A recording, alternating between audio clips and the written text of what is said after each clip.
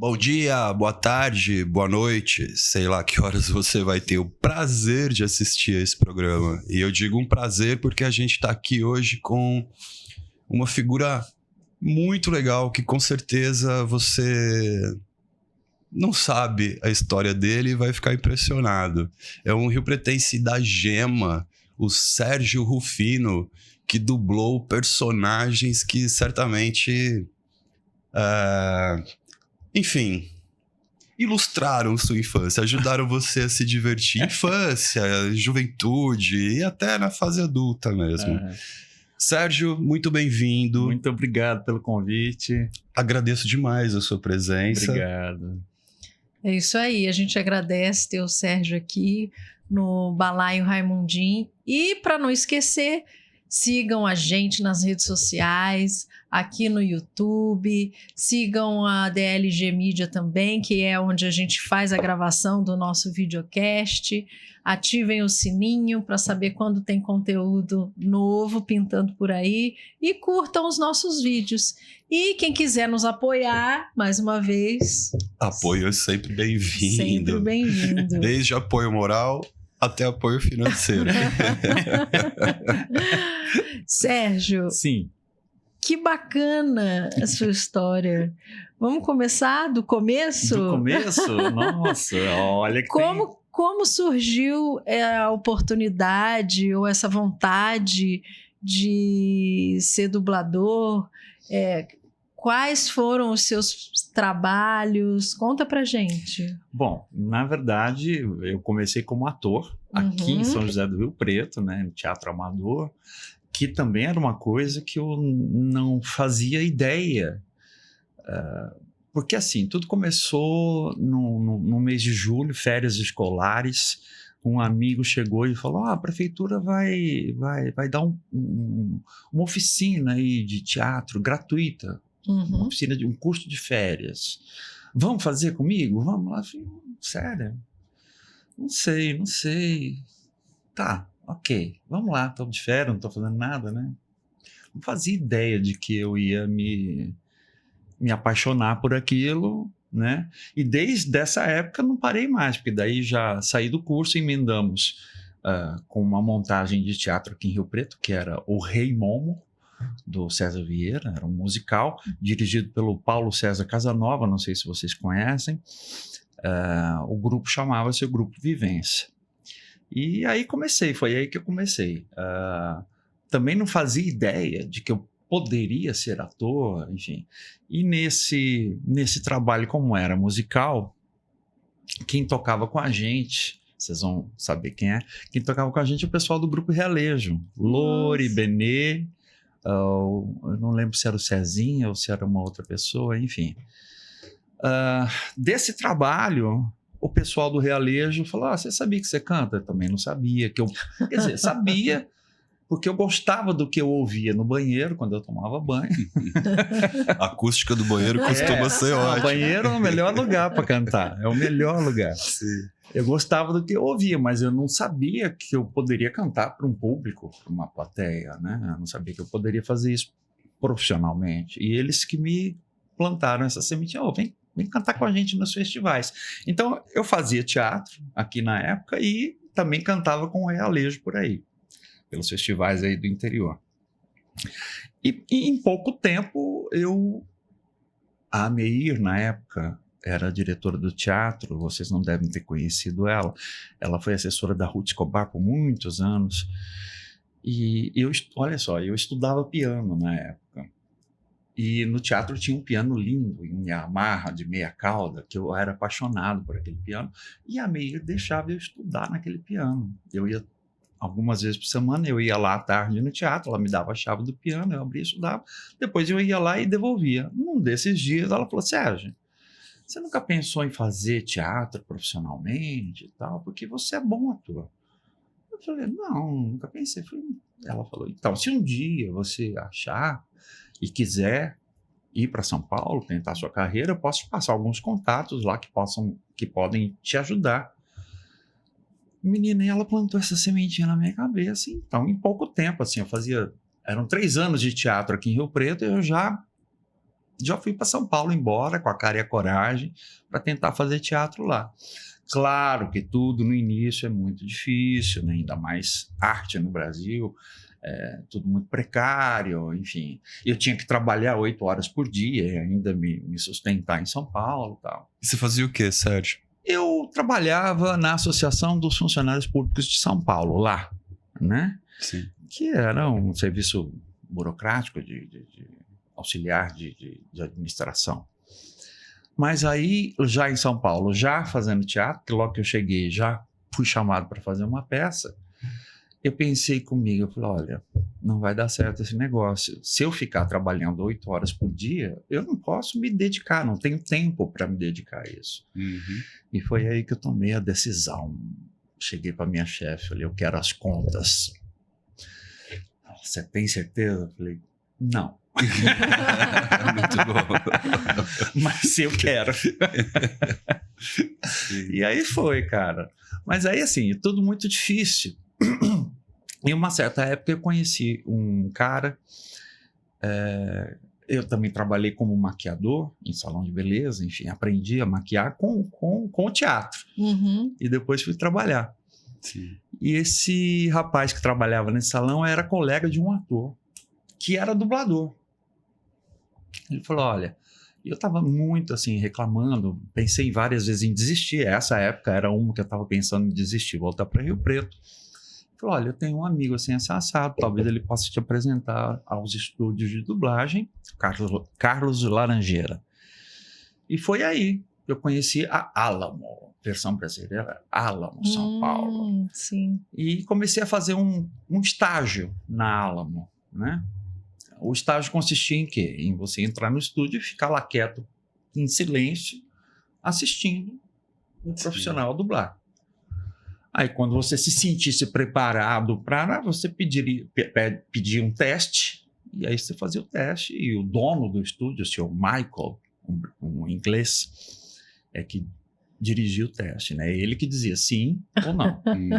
E como era esse teste, Sérgio? O teste era pegar uma cena de algum produto que estivesse sendo dublado na filme, TV na época, ou algo assim? Na época eu peguei uma série. Ele me deu um episódio, um personagem de uma série, eu não lembro nem o nome, faz tantos anos, mas era uma série em que o planeta Terra convivia com alienígenas. Uma outra espécie que tinha chegado no planeta e tinha se adaptado ao planeta, à sociedade humana e conviviam. E ele me deu um repórter para fazer, que era um cara que falava muito e muito rápido. Eu falei, caramba. Então vamos lá, né? E gravando. Passei. Que legal. Olha que legal. Mas nada assim, você não passa a trabalhar feito um maluco e fazendo um salário no fim do mês, porque dublagem é assim, você trabalha por escala, você é autônomo, né? Na época ainda tinha um contrato em CLT, mas você trabalha por escala. Se você tem escala, você recebe no fim do mês. Se você trabalhou pouco, recebe pouco. Trabalhou muito, recebe muito. E na época, no início, você você estava iniciante, né? Então você não tinha um volume de trabalho. Porém, uma certa feita, eu fui lá dublar com um diretor já experiente, muito experiente, o Ezio Ramos. Dublei o que eu tinha que dublar com ele, e ele, talvez pela experiência que ele tinha, ele talvez tenha sacado que eu pudesse fazer um menino, porque na época criança não podia dublar. Isso é até uma dúvida que a gente tem, né? Criança... Na época não podia dublar. Então as vozes infantis e as vozes de animação, de bichinhos, eram feitas por adultos.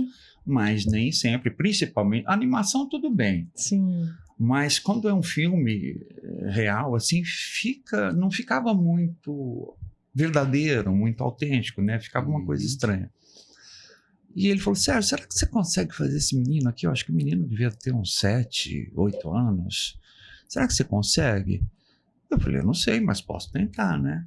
E eu sempre tive um falsete, tanto na voz falada como na voz cantada. muito natural, Uhum. ou que se aproximasse muito do natural. E fiz lá a fala do menino. E ele gostou, achou o máximo. E aí, a partir daí, outros estúdios souberam da minha existência, de um cara que fazia voz infantil com uma certa naturalidade. E aí os outros estúdios começaram a me chamar. E foi aí que começou, então, a minha Qual carreira. foi o seu primeiro grande personagem? Assim? Meu primeiro grande personagem, lá no início, foi num longa-metragem chamado A Convenção das Bruxas, Nossa! Caraca, famosíssimo. com Angélica Houston. Não é essa a última versão. Sim, com Angélica Houston. E eu fazia justamente o menininho, o neto daquela senhora que virava ratinho. Ah. Né? Então era uma voz infantil. E aí, assim, como funciona? Você fica como responsável em dar o tom daquela voz? Ou eles te falam, direção. Sérgio, você tem que fazer essa voz desse jeito? Como que mais ou funciona menos isso? sou eu, no sentido de Você pode, eu adaptar o posso falar. timbre, no sentido de Isso, adaptar o isso. timbre. Na verdade, fica mais por minha conta. Se o diretor achar, você pode fazer um pouquinho mais pro agudo, Aham. tudo bem, mas geralmente por minha conta. Eu brincava que eu tinha os registros aqui, era só mudar a chave. 5 Sim, anos, então. 8 anos, 14 anos. Então, mas geralmente é o dublador que sugere o tom Tá, e o diretor, se ok, ele deixa seguir. bacana. Sim. Entendeu? Agora, o Sérgio, como é que é? A obra vem na língua original, aí acho que não pode chamar nem de tradução, é uma adaptação. Então, E assim, você não é responsável por essa adaptação. não. Te trazem o texto Porém, traduzido, adaptado. existe assim, a tradução e óbvio que ela deve ser adaptada ao nosso idioma. Por exemplo, tem muitas piadas ou expressões Sim. que no outro país tem um significado X Sim. e que aqui pra gente E tem a questão do movimento da boca do sync, também. do sincronismo, né? Lip sync. Isso, Né? lip sync. Lip sync. E o que é mais difícil? O lip sync, talvez, ou não? Cara, eu acho que o mais difícil, no caso, é o lip sync. Porque assim, gente, nem todo ator é dublador, mas todo dublador tem que ser ator. Essa é uma pergunta que a gente Não existe Ok. dublador que não seja ator. Quer dizer, até que existe. Mas E ator, oficialmente ator, porque né? você tem que ter um saber registro, interpretar, Sim. você tem que saber bater o olho no texto e compreender aquela cena de imediato, Sim. né? Compreender a cena, a intenção da cena de É imediato. daí que Tá. vem o tom, que vem... Exatamente. Ou seja, se eu quiser, eu acordei, ai, que vontade de virar uma dubladora, eu posso ou não? Primeiro você tem que ser atriz. Tá. Primeiro você tem que fazer um curso Uhum. para se tornar uma atriz profissional. Aí depois Sim. investir na dublagem. Porque sem ser ator, hoje em dia é difícil. É. Antigamente, Hoje tá mais anos difícil. atrás, hoje é mais difícil. Você Sim. tem que ter o DRT de ator. Uhum. Sem isso, você não consegue dublar. Antigamente, vinha gente de fora da classe artística para dublar. Por exemplo, radialista, que Sim. tem uma voz bonita. Mas até dubla, até rende, porque a dublagem é uma indústria. Então, a Sim. dublagem exige um tempo, tem prazo. A pessoa até rende, mas a interpretação fica um pouco a desejar. Tem filmes mais recentes, assim, por exemplo, Carros, que tem lá as corridas de carro e tal. Sim. As dublagens nacionais, geralmente na hora da corrida, por exemplo, principalmente os últimos, né? Os últimos filmes do Carros. Por exemplo, tem o Everaldo Marques, que hoje é narrador da Globo, ele narra uma corrida no filme. Inclusive, aí tem uma cena do passado tal, que o Rômulo Mendonça, que também é outro grande narrador esportivo, narra um evento esportivo do passado. Eles precisam ter DRT ou são casos especiais? Então, são assim? casos especiais, creio eu. Porque eles estão atuando como eles. Estão atuando como eles pode próprios, ser, né? né? Eles estão narrando. Ou seja, você pode dublar uma jornalista. Uma repórter. Não é bem assim. Sim. Não é bem assim. Mas Enfim, a Sandra Annenberg pode. A Patrícia Poeta pode. E tem um episódio que viralizou recentemente também, de um filme, eu não vou lembrar o nome do filme, mas é um filme que o Luciano Huck foi dublar. Esse vídeo tá circulando aí.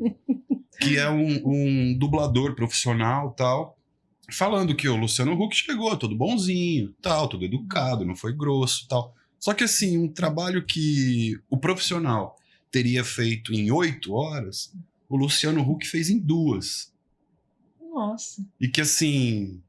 O cara fala, ficou um lixo. Aí eu gastei 8 horas para consertar aquilo. Então, Encantados, acho que é o nome. Aí, o que você... A Van deu o ok. Foi isso. E aí o cara fala aquilo aquele resultado que você tá vendo ali, aquilo lá deu trabalho. Eu tive que chamar um profissional para arrumar. Então, o Luciano, no caso, imagino, eu não vi o filme, não é ator, né? Então, assim, e também nunca dublou, essa questão do sincronismo. Então, o cara levou 8 horas para arrumar o que ele fez, deve ser por conta de sincronismo, porque hoje em dia, antigamente não, antigamente no sistema analógico era difícil fazer isso, você tinha que acertar ali no estúdio. Sim.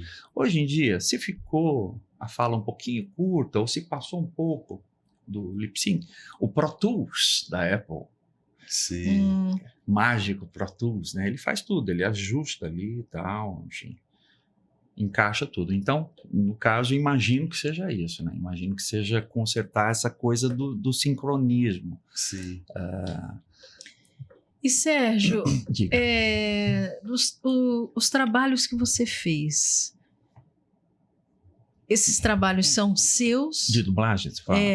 Ou são do estúdio? Por exemplo, você pode, no seu Instagram, se você quiser fazer um vídeo usando aquele personagem e dublando aquilo, você pode fazer isso? Sim, posso, como já fiz, né? Para anunciar o curso, por exemplo, eu pego uma cena de um desenho famoso que eu fiz, que é uma série de desenhos, que é o Doug. Doug, enfim, marcou muitas gerações. Então, por exemplo, eu posso pegar um trechinho daquilo, dublar aquele trecho, eu estou brincando com aquela imagem, com aquele som, né? Não vou ter problema com propriedade, coisa e tal.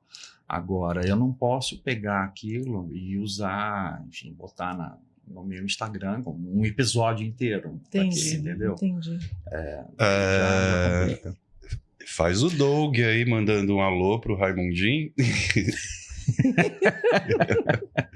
O Doug. E aí, Raimundinho? Estamos aqui hoje dando uma entrevista muito importante. Eu quis trazer o Costelinha, mas ele não quis vir. Que legal. Muito bom. E você fez um outro personagem também muito marcante pra garotada. Infantil. O Sim. Fantástico Mundo de Bob. Isso. Esse é mais difícil, gente. Esse é bem agudo. O Bob tinha aliás, era muito difícil, porque também ainda era no sistema analógico. Sim. Então, você ficava ali para dublar um episódio, você levava ali umas 4 horas. Nossa. Já pensou sustentando essa voz lá em cima durante 4 horas? Será que eu tô encrencado? E é uma coisa, enfim, né? Sim. Na época, claro, eu era mais jovem, as minhas cordas vocais eram mais jovens, e... né? Você sabe que conforme a gente envelhece, as cordas também vão envelhecendo, né? Você começa a ficar um pouco mais grave do que você sempre foi. Né? E Sérgio, quantos personagens você já dublou? Você tem ideia? Não assim? faço ideia. Não. São muitos anos. Porque São quantos anos? Eu comecei em 92, vamos fazer as contas? 92, 64, 34 ou 44? Ah, eu sou de humanas. Van, você Mas eu acho sabe? 92, 8 mais 26, 34 anos dublando. Eu tentei dar uma moral pra Michelle, mas ela é mais de humanas Oi? que eu. Então são 34 anos dublando, assim, eu posso destacar os que foram mais importantes, o que estiver Doug, Fantástico Mundo de Bob, Baby, do Dragon Ball GT. Nossa, quase achei que eu já ia pedir pra você falar, não é a mamãe aqui. O Baby do Dragon Ball GT era um vilão, era um monstro. Nossa, que legal. Ele era pequenininho, nenezinho, e ele ia, conforme o episódio, a história, os episódios iam passando, né? Aham. O Baby ia crescendo e se transformando num monstro. E assim, você tem que acompanhar, o que né? exigia muito também da minha voz. Você tem que assistir, né? O que você está dublando. Ou Sim. não, necessariamente. O que eu tô dublando, sim, mas eu não tenho que Mas assistir você o não- episódio todo. Ah, tá. Eu assisto as minhas cenas só. Certo. Eu chego no estúdio, o diretor te dá um briefing. Uhum. Ó, você vai dublar aqui o Baby do Dragon Ball GT. Ele é um vilão, ele começa muito nenezinho, então você tem que fazer uma voz mais aguda, né, mais infantil para ele.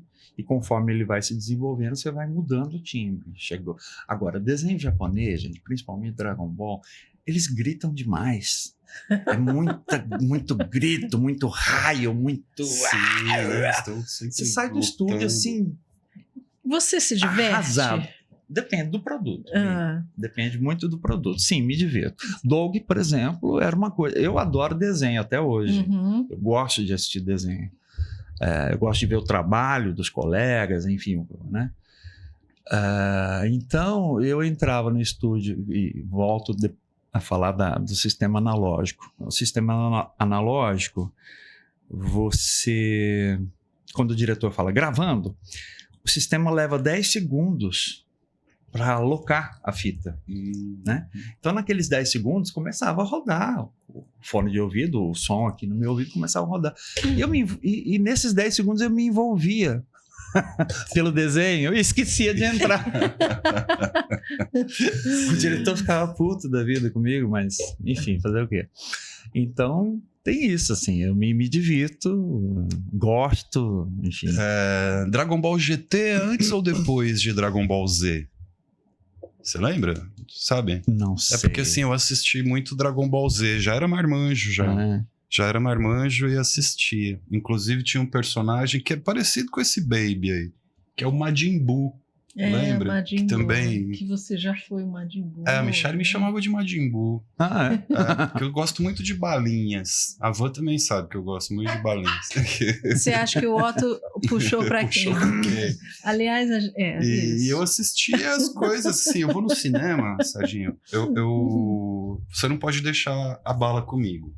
Senão no trailer eu já acabo com tudo. Nossa entendeu? senhora. Se o filme for muito longo, eu fico com ressaca de gomas. Nossa senhora. Mas, Sérgio, você dublou também filmes, né? Sim.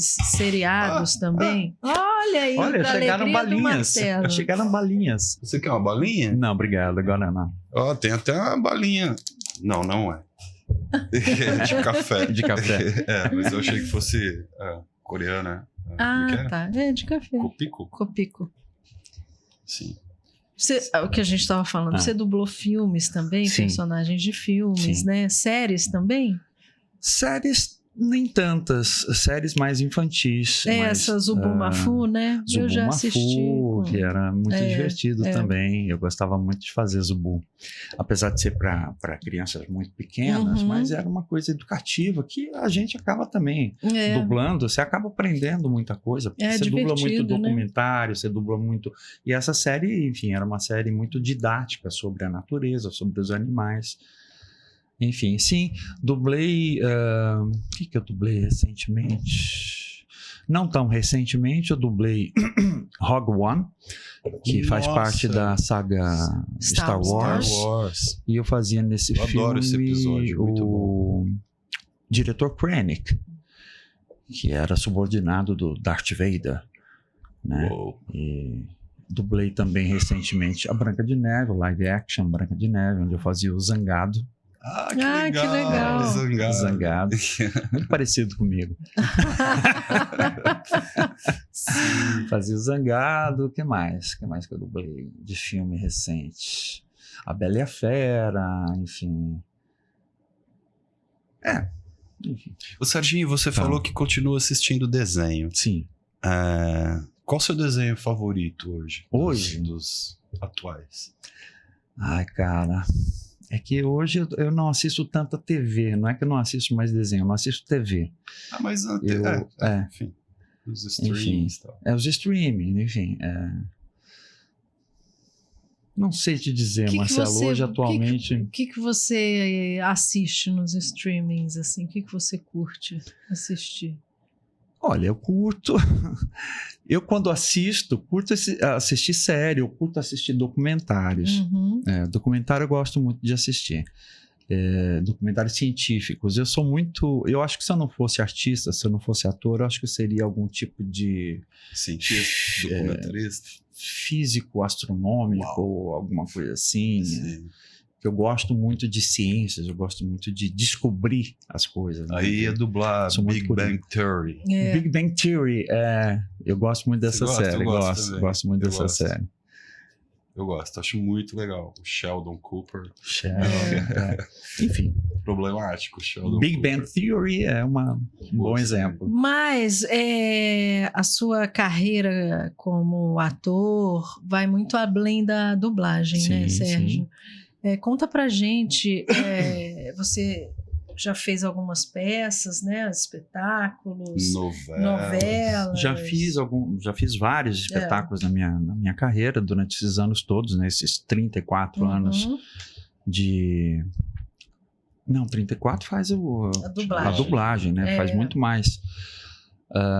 Sim, eu fiz uma peça em 2002 que foi muito importante para mim, que foi um divisor de águas. Foi a partir dela que eu segui para a TV na época, que foi a Ópera do Malandro, Caraca, direção do Gabriel Vilela, e eu fazia a Geni. Então foi assim, eu considero que foi um divisor de águas, foi um presente de Dionísio poder fazer a Geni naquele cenário, a Geni do Gabriel Vilela. E o que acontecia ali no palco, para mim, era uma coisa muito... Não sei nem como te dizer, era uma coisa mágica, né? Era uma coisa dos deuses do teatro mesmo, porque chegava um momento da trajetória da Geni e a gente, na época, juntamente com o Gabriel, a gente chegou à conclusão de que Geni era a protagonista daquele espetáculo, porque era através dela que tudo começava a acontecer, né? É a mesma Geni do Zeppelin. Isso, exatamente. Então, assim, nesse momento, quando chegava essa cena de contar essa história, quando a Geni ia para a delegacia entregar o Max Overseas, que era praticamente amante dela, né? Aí que começava a música Geni e o Zeppelin, tinha toda uma coreografia, começava a cantar essa música, e emendando com essa música, o Gabriel tomou a licença poética de inserir uma música do Chico, que fazia parte de um outro espetáculo. Chama outro espetáculo que o Chico fez, gente. Enfim, era uma música que a Elba cantava que era... Vou voltar, acho que houver, eu vou voltar. Como é que chama essa música? Não vou. Já te deixei, olhando nunca mais outra. Enfim, não lembro. Era uma coisa tão dramática ali acontecendo, ela já toda suja de bosta, né? Porque jogam bosta na Geni. Ela começava a cantar essa música e se desfazendo, tirando a maquiagem, tirando tudo, tirando peruca. Ela ia se desnudando ali na frente. E era um momento em que a plateia parecia que ficava sem respirar, né? E terminava, aí eu cantando, terminava a música, enfim, a plateia vinha abaixo, tal, chorava, tal. Era um momento de catarse ali. Então foi uma experiência para mim que eu acho que talvez eu nunca vá repetir nessa minha vida, né? De tão sublime que era. E fora a Ópera do Malandro, eu fiz várias outras coisas. Recentemente, ultimamente, eu estava fazendo muitos musicais desses da Broadway, né? Dentre eles eu fiz Wicked, que é um musical famoso da Broadway, foi a maior bilheteria da história da Broadway, que veio para o Brasil em 2016.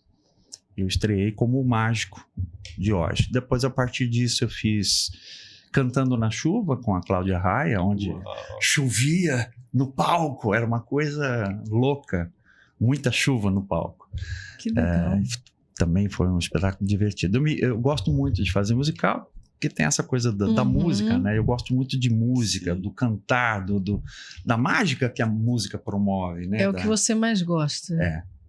E depois disso fiz também Sunset Boulevard, que era com a Marisa Hort, que também era um espetáculo do Andrew Lloyd Webber, um autor de musicais aí famoso.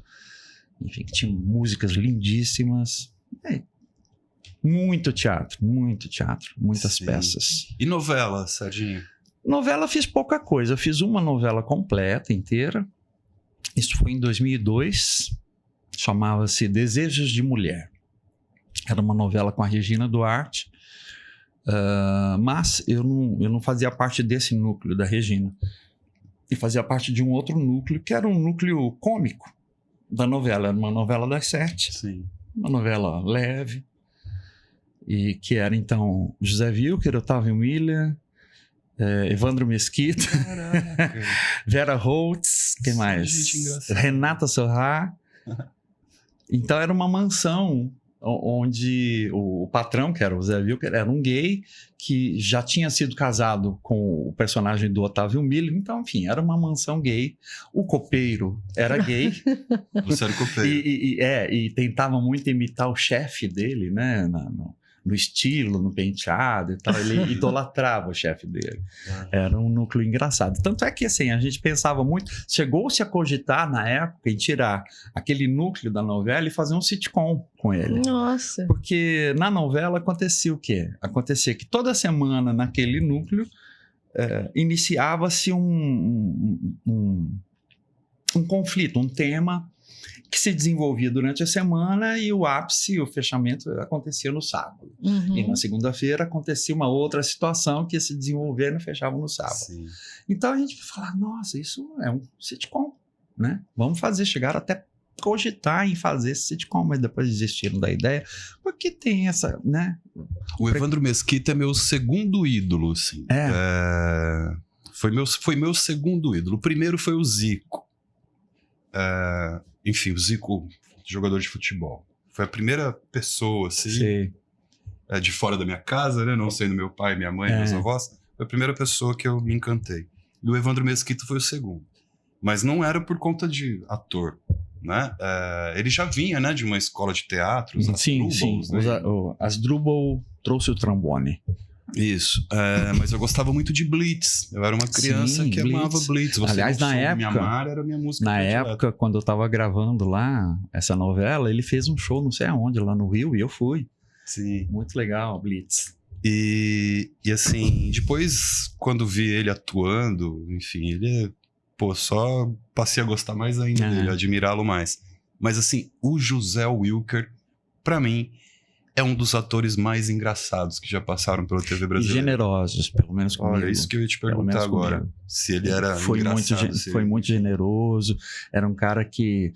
Porque assim, tem essa coisa do cara que chega sem experiência na televisão, como eu, na época. Né? Tem pessoas que não colaboram muito, que não jogam a bola pro cara. Né? O Zé não. O Zé, o tempo inteiro jogando a bola para mim. E a gente se entendia muito em cena, improvisava. E o Evandro? O Evandro é também. Muito legal também, muito legal. Bom, tá vendo? Todos eles ali do meu núcleo eram bem legais. Hein? A Vera tem jeito. A Vera, então, também. Nessa época, nesse período, eu fiquei muito ligado a ela, né? A gente saía muito juntos, ia pro bingo, ia para eventos culturais, enfim. Sim. Ela também era muito bacana. nessa época. E, Sérgio, qual é a sua relação hoje com a rede social? O que você acha de usar redes sociais? Olha, eu sou muito... Inteligência artificial? Eu sou muito avesso à rede social. Eu não gosto muito de frequentar a rede social. Eu uso a rede social profissionalmente, né, para postar os meus trabalhos ou para chamar para uma peça, coisa e tal, mas eu evito a rede social. Eu acho que me estressa um pouco porque, enfim... Faz bem. Por vários motivos, né? Enfim, eu acho que eu tenho um pé atrás com a rede social porque é aquele tal negócio que todo mundo fala. Hoje em dia, o celular, as redes sociais deram voz a muita gente, né? E às vezes gente que não vale muito a pena, vamos dizer assim. Então, eu fico analisando a rede social e eu acho que é todo mundo muito feliz. Isso não é humano. Sim. Não é normal, não né? é normal, né? Todo mundo, enfim, eu eu sou um pouco... Então, você que dá voz a tantos personagens, né?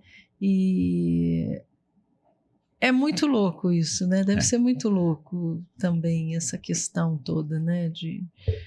Porque ali na rede social todo mundo, na verdade, é um personagem. Sim, né? exato. Todo mundo está desempenhando um papel. Está vendendo alguma coisa, né? Está É. vendendo a felicidade, enfim. E nem sempre é isso.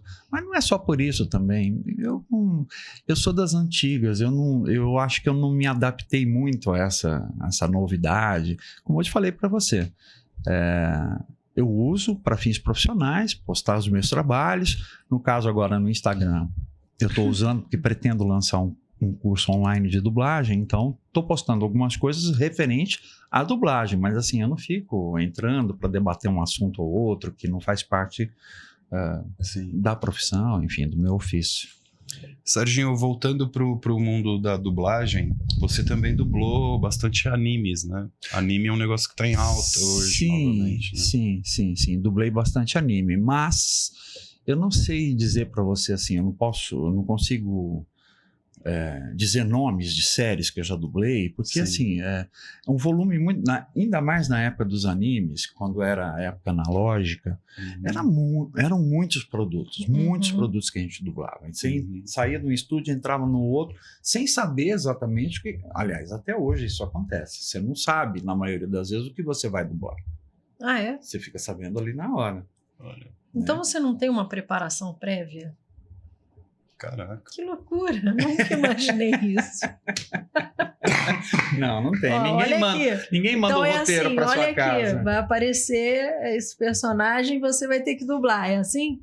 É aquilo que eu te falei. Você chega no estúdio, o diretor te dá um briefing. Olha, a série é isso, a série é aquilo, trata disso, trata daquilo. Teu personagem vai aparecer numa cena assim, assim, assado. E é isso. Mas que loucura, Não, mas Sérgio, porque antes, assim... mas antes você já passou por um teste. Nem Não? sempre. Porque sim. quando Nos você... longas-metragens, quando é longa-metragem, sim, eles pedem teste, a Disney pede teste. Então você passa por um teste, você vê lá a cena do teste, só. Né? Você não vê o filme todo, quer Sim. saber? Não, você vê a cena do teste, é isso. O diretor é que te dá o briefing na hora do teste, né? Mas você não vê. Sim. Eu não sei se eu vou antecipar a pauta aqui, mas assim, fazer essa pergunta antes que eu me esqueça. O que você acha do avanço da IA? A IA vai atrapalhar a vida do dublador ou não vai ter essa capacidade jamais? Olha, a gente tem um movimento chamado Dublagem Viva, que é justamente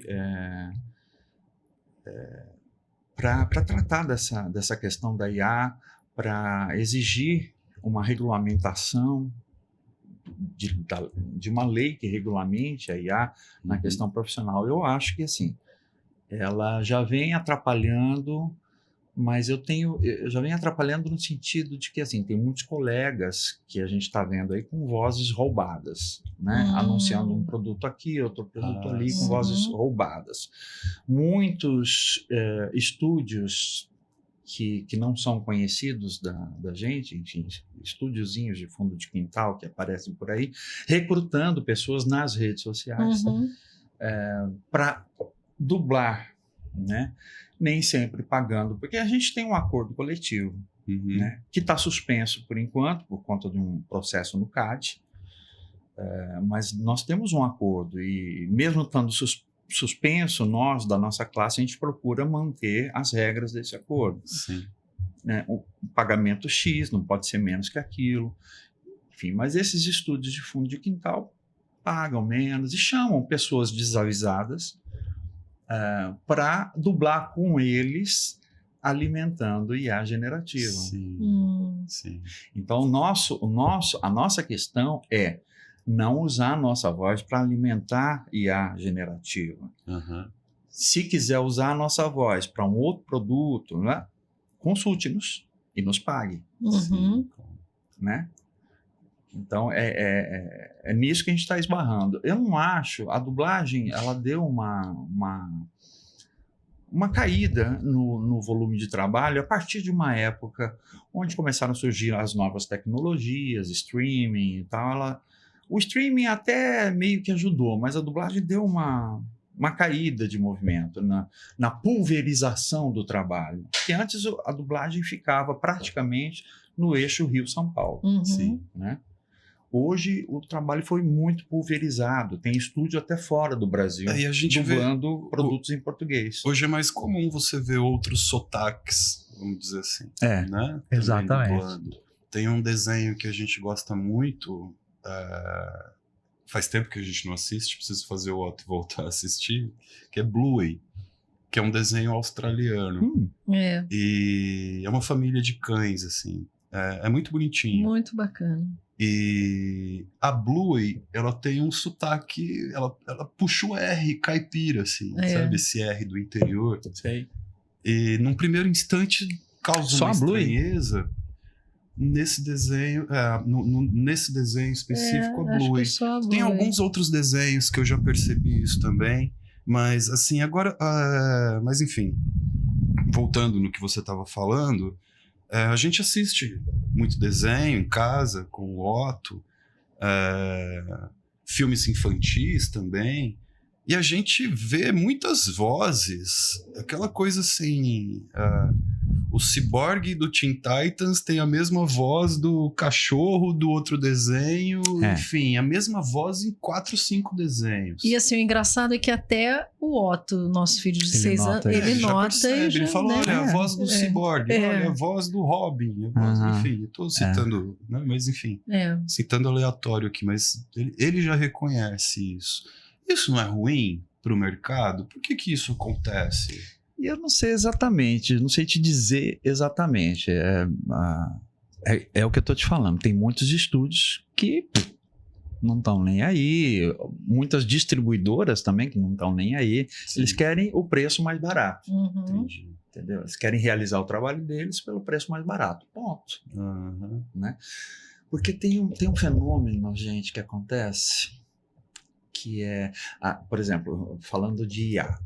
Muitos colegas falam, mas a IA, ela pode até conseguir dublar em português, enfim, mas ela não fica natural, não fica uma coisa orgânica, né? Porque principalmente a nossa língua é uma língua muito mutante, muito viva. E ela está mudando o tempo inteiro, e cada região do país tem expressões diferentes, enfim, a IA não consegue ainda, mas existe um fenômeno que acontece, que é o seguinte, e eu percebo isso desde o meu tempo de criança, porque eu percebo, por exemplo, que quando eu era jovem, a televisão tinha mais qualidade na programação, né? Tinha mais qualidade no sentido... te levava mais cultura, mais ensino, mais instrução. E você percebe que no passar das décadas, essa coisa foi diminuindo, foi se achatando, é como se achatar o intelecto das pessoas, né? Aquela tela ligada o dia inteiro, a pessoa o dia inteiro não tá, vai achatando o intelecto. Uhum. Então, assim, você bota lá um produto ruim sendo dublado, de tanto que ele roda, vai chegar uma hora que as pessoas vão nivelar por baixo, vão se acostumando com aquilo. Uhum. Né? Isso é muito ruim, né? Sim. Muito ruim para um país, por exemplo. Né? Então, esse lance, né, da baixa qualidade da produção hoje é um contrassenso, né? Porque hoje tem tanta tecnologia, Exatamente. né? Hoje, enfim, hoje está mais barato produzir algo, né? É possível produzir algo com qualidade, com orçamento, enfim. E a TV Cultura, por exemplo, vejo programas, o Otto, aliás, gosta até hoje, Cocoricó, né? Antes do Cocoricó até tinha outros, como que é? Misto Quente, Gloob Gloob, X-Tudo. X-Tudo, X-Tudo. X-Tudo, né? Misto Quente, pô. O negócio tem bacon, tomate, você quer reduzir o negócio, é presunto e queijo. Mas enfim, não, assim, sem chance, você acha que não tem chance de se retomar isso? Vai ser cada vez mais entretenimento barato? De 20 segundos, 1 minuto.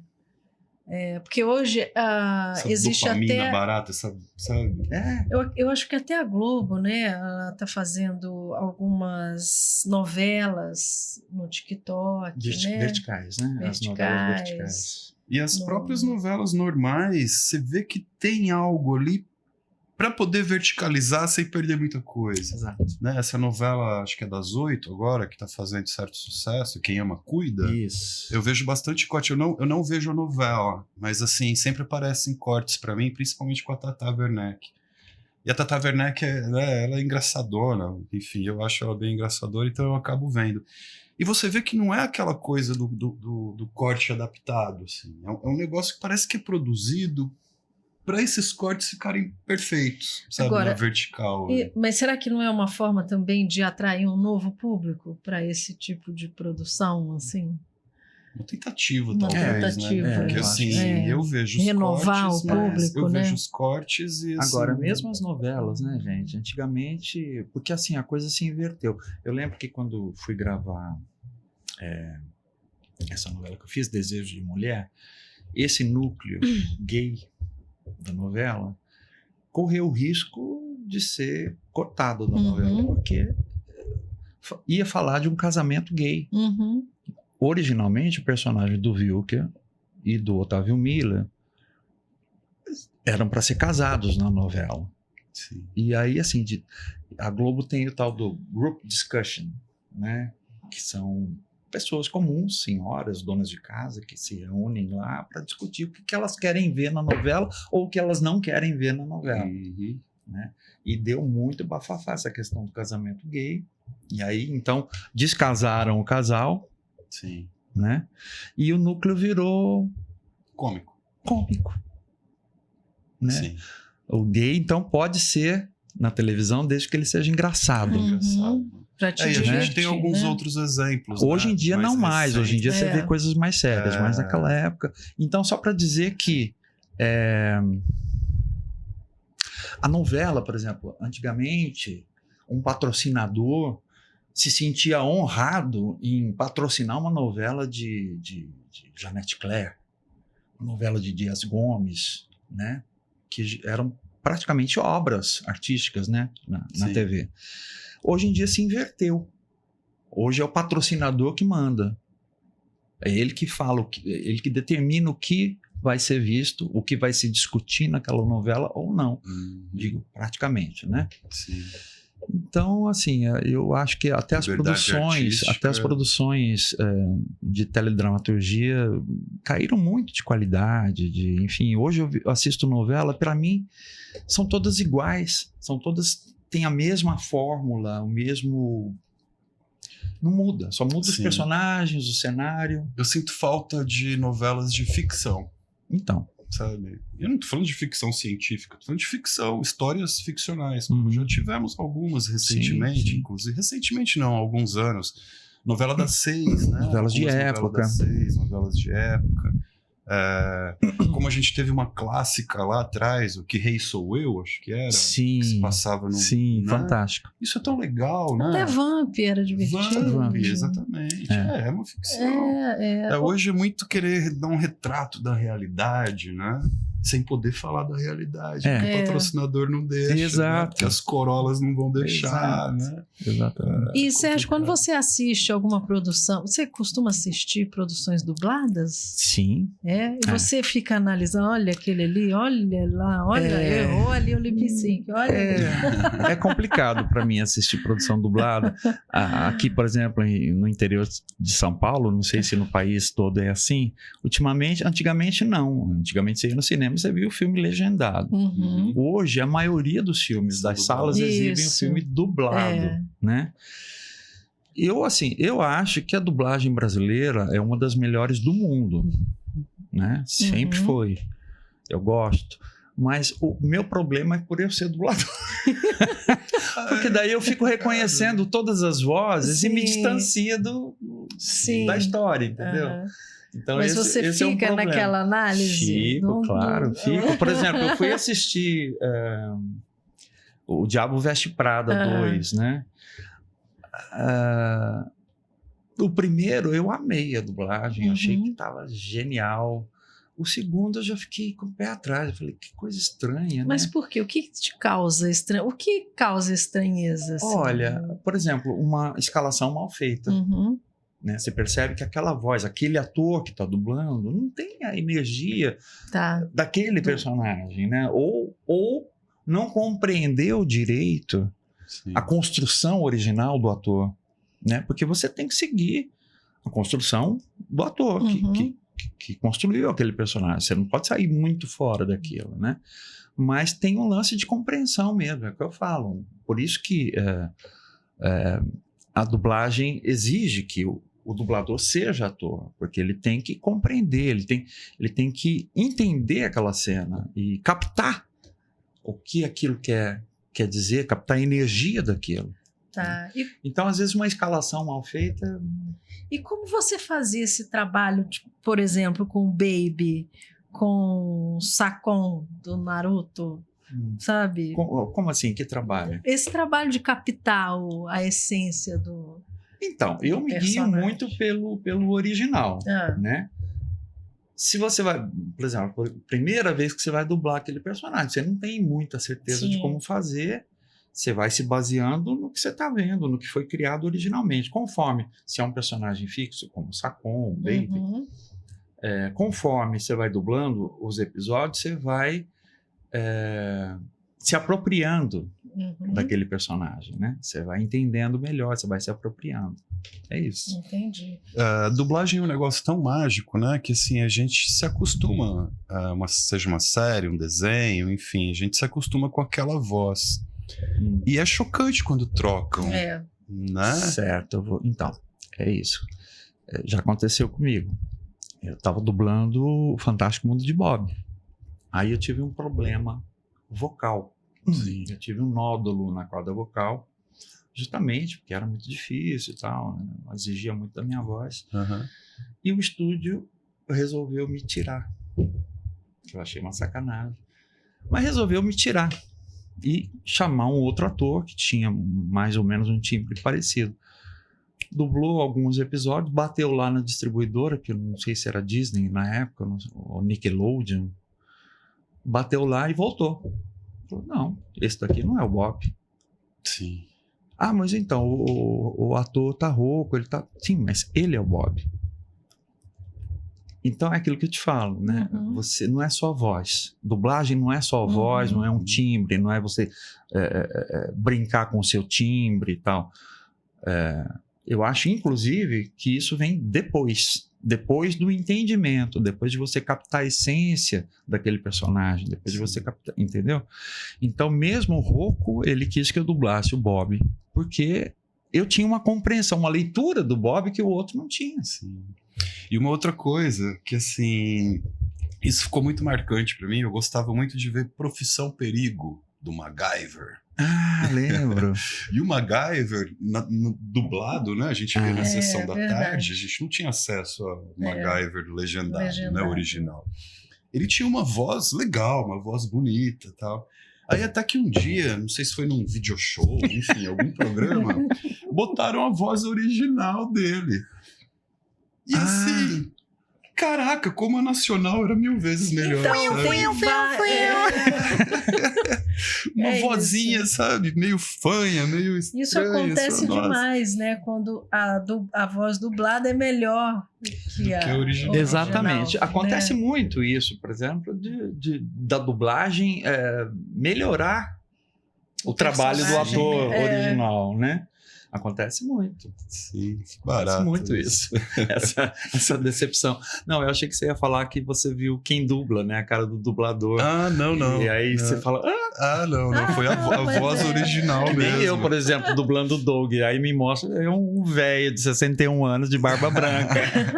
Você já passou por alguma situação assim que alguém reconheceu a voz? Muito, É? muito. E aí, como que Eu é? fazia uma peça de teatro, uma época, que chamava-se O Retrato de Dorian Gray, Uhum.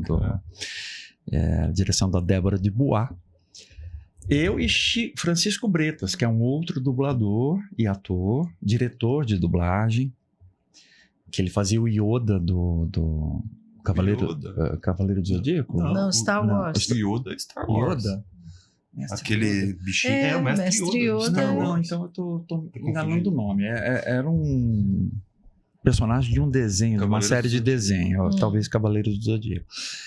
Cara, a gente fazia os personagens da peça, né? Com as nossas vozes naturais, projetadas e tal. Tanto eu quanto o Chico. E aí sempre que terminava... E aí a gente passou a fazer caravana no interior, caravana do SESI, né? Uhum. Nos teatros do SESI do interior. E a gente percebeu isso, a moçada ficava esperando a gente para falar com a gente no final, mas a gente achava que era para falar da peça, porque gostavam da peça, não, porque reconheciam a nossa voz, reconheciam eu como Doug, mesmo não fazendo a voz do Que Doug. loucura. É muito louco isso, né? Então, isso Eles sabem, os fãs de dublagem sabem muito mais da sua vida do que você mesmo. fã geralmente é assim, né? Essa familiaridade, essa coisa, né? Enfim, entra na nossa casa, na nossa vida, a gente se familiariza. Isso explica, por exemplo, um dublador dublar, por exemplo, o Samuel L. Jackson, no Brasil, é um cara de uma voz só. É difícil você ver outra pessoa dublar. Tem outros atores assim, é aquela coisa... Tem o Bruce Willis. Bruce é sempre Willis o tem Bruce aquela Willis, voz... né?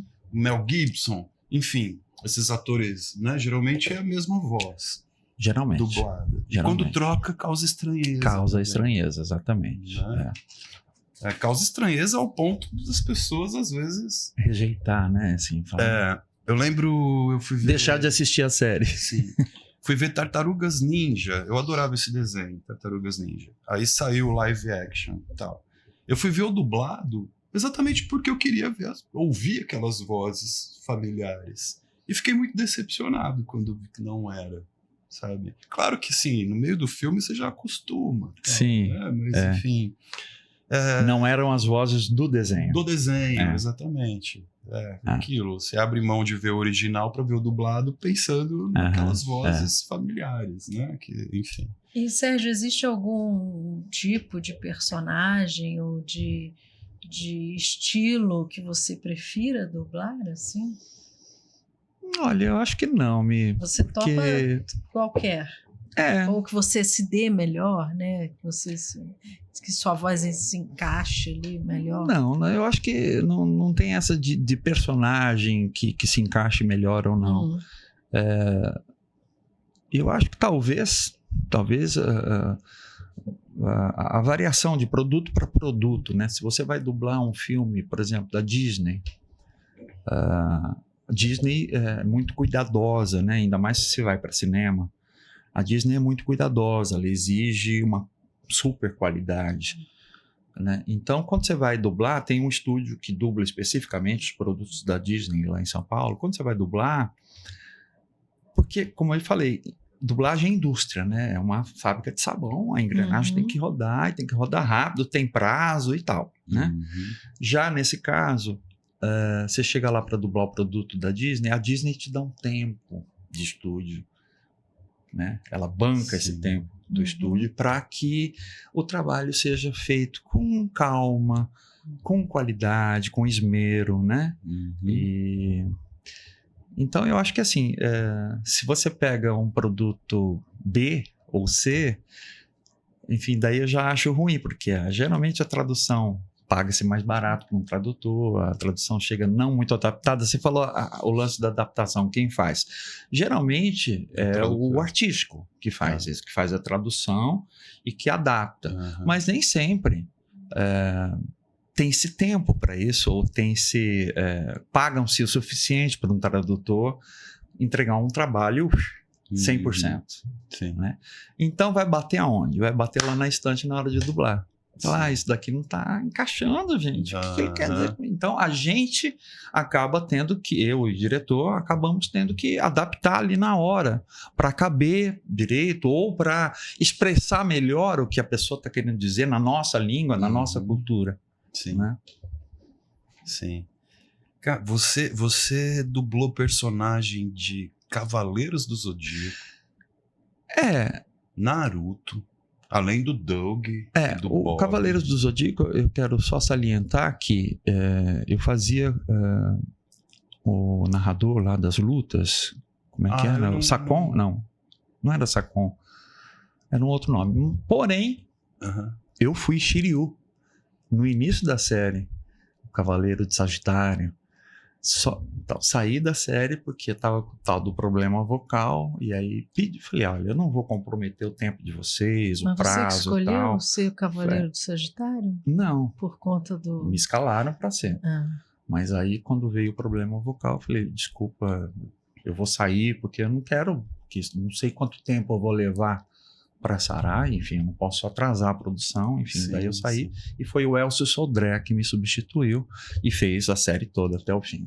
E depois, no meio da série, quando eu melhorei do meu produto, eu entrei como um outro personagem ali, o narrador das lutas, que eu não lembro o nome do personagem agora, mas certamente alguém vai lembrar. Sim, certamente. E você já viu um produto que o pessoal...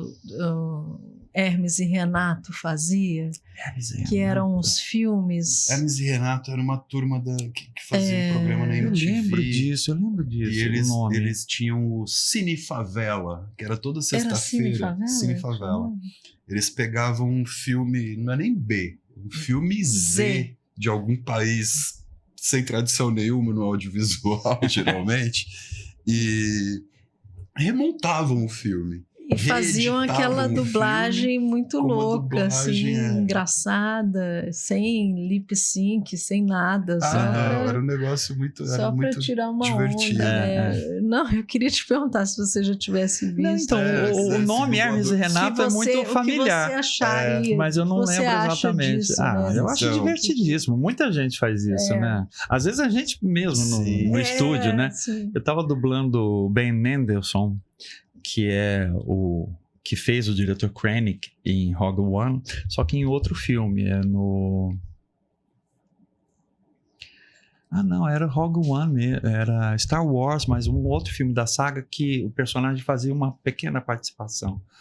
E tinha uma subordinada dele, que eu não sei se era intencional aquilo, se era da própria atriz, que ela tinha uma verruga muito saliente em alguma parte do rosto, e aquilo ficava me incomodando enquanto eu dublava, né? E aí teve uma hora que eu tinha que dar um texto para ela bem intimidador, sabe aquele personagem que fala baixo, próximo da pessoa, mas muito incisivo. Então eu falei para ela, alguma coisa não sei o que ter, quando você tirar essa verruga do rosto. O pessoal da técnica... Então é divertido brincar com isso, né? Às vezes a gente brinca muito no estúdio. E hoje já é possível você ter uma carreira de dublador, por exemplo, aqui a partir de São José do Rio Preto, a partir de qualquer lugar? Assim? Olha, não é muito prático hoje em dia. Eu ainda faço algumas coisas remotamente, mas a maioria do trabalho depois da pandemia, porque durante a pandemia a gente desenvolveu esse método remoto de trabalhar, né? Porque a gente precisava ter uma solução, porque não podia se encontrar no estúdio. Então, a gente criou essa forma de trabalhar remotamente. E se desenvolveu e ficou bem legal, mas ultimamente, os clientes estão preferindo que as pessoas vão presencialmente ao estúdio mais por conta de confidencialidade, né, do produto, porque corre-se o risco, né? Você está ali num link de 3 pontas, você está na sua casa, ninguém está vendo que você está com o celular, fotografa ali a cena, depois divulga, então... O cliente, para garantir a confidencialidade, prefere que vá presencialmente. Então, eu fico com o pé aqui, outro lá. Entendi. O que eu posso fazer aqui, eu faço daqui. O que não dá, eu vou para lá. Hoje você trabalha com dublagens Sim, ainda trabalho com dublagem. Tá. E você gosta? Adoro. Eu acho que assim, é tão interessante você sentir, como hoje eu vejo tanta gente falar, ou vejo nas redes sociais, pô, você fez parte da minha infância, você, enfim, foi muito importante e tal. Então é tão bom você saber que o teu trabalho mexe com a emoção, ou com o sentimento, ou ensina alguma coisa para uma pessoa, né? De alguma forma mexe com a vida, marca, né? Aquela pessoa. Marca vidas. E sim, quais são, o que a gente pode... existe diferença entre os seus trabalhos, por exemplo, dublagem, os musicais, TV, teatro, ou você consegue fazer essa ligação de um com o outro? Em que sentido você fala? Porque assim, com a dublagem, você acha que com a dublagem você alcança mais pessoas com o seu trabalho ou não? Sim, eu acho que eu alcanço mais pessoas do que com teatro, obviamente, né? Sim. Mas em questão de, o que você prefere fazer, que é uma pergunta muito comum, o que você gosta mais, de teatro, de TV ou de dublagem? Eu gosto do meu ofício. Eu gosto de interpretar, seja em que veículo Que for. personagem de desenho animado você gostaria de interpretar?